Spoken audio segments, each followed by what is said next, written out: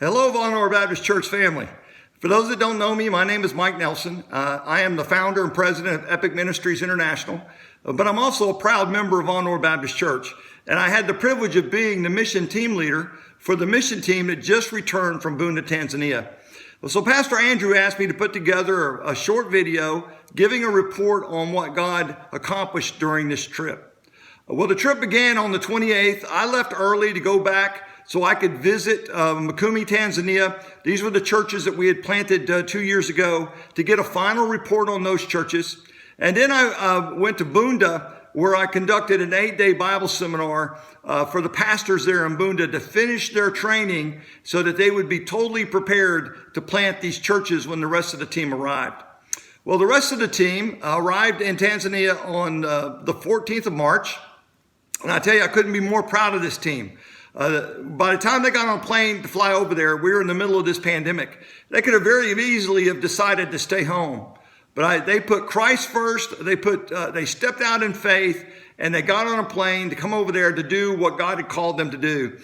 What a powerful testimony for their love of Jesus Christ and their commitment to the Great Commission. I couldn't be more proud of them, and I hope you are too, church, and I know you are. The team was comprised of Rhonda Bradley. This was her first time to Africa, her first time with EPPIC Ministries. Robbie Whited, this was also his first mission trip and of course his first trip to Africa. And then we had also Calvin Whited, Donnie Anderson, and Jim Jolly made up the rest of the team. And of course, none of this would have been possible without your financial support. The scholarships you provided just made all this possible. And of course, your prayers were absolutely vital to the success of this mission. Well, they arrived on Saturday. We spent the night there in Dar. We got up Sunday morning and flew to Mwanza and then drove to Bunda, where we had our opening ceremonies. And then on Monday morning, we got up, had our devotion, and went out and did Mission Point Ministry. We went out and did evangelism all day long, from 9:30 to 2:30. Then we had discipleship training from 4 to 5:30. Came back to the hotel, got some rest, got up the next morning and went out and did the same exact thing.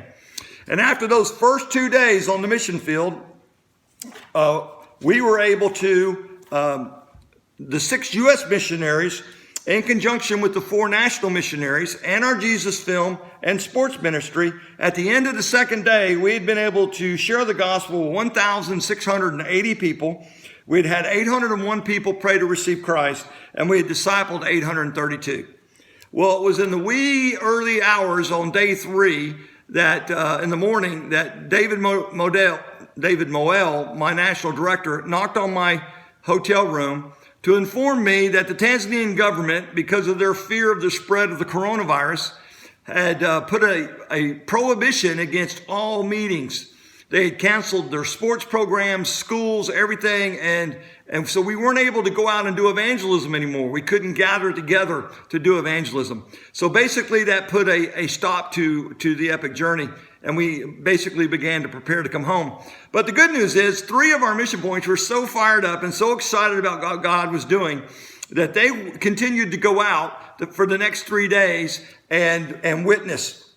They basically defied the Tanzanian government and continued to go out and evangelize. So at the end of the campaign, we were able to share the gospel with 1,784 people. We had 864 people pray to receive Jesus Christ, and we discipled 979. We also distributed 4,000 Swahili New Testaments and put clothes on 340 children. I know this was a shortened campaign. We wish we could have been there for all 6 days, but all 20 of the Mission Point pastors completed all their training, received all their materials. Each was given a new Bible. Each had a case of 100 Swahili New Testaments to use in their churches. And they got to watch us do evangelism and conduct discipleship for 2 days. So we are absolutely convinced that they are prepared and ready to carry on. And we'll be tracking these churches over the next 2 years and giving monthly reports to the church on how they're doing. But I just wanted to say thank you, church. None of this would have been possible without your prayers and without your financial support. So thank you and God bless. Bye-bye.